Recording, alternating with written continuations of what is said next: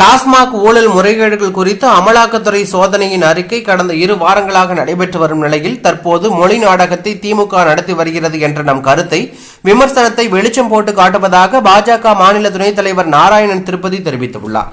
இதுகுறித்து அவரின் செய்திக்குறிப்பில் விசாரணை மேலும் தொடரும் என அமலாக்கத்துறை தெரிவித்திருக்கும் நிலையில் பல ஆயிரம் கோடி ரூபாய் ஊழல் நடைபெற்றிருக்கும் என்பதில் சந்தேகமே இல்லை. இதை எதிர்பார்த்துதான் மும்மொழி கொள்கை, தொகுதி மறுவரையறை, மாநில உரிமைகள் என கபட நாடகத்தை திமுக நடத்தி வந்தது அம்பலமாகியுள்ளது.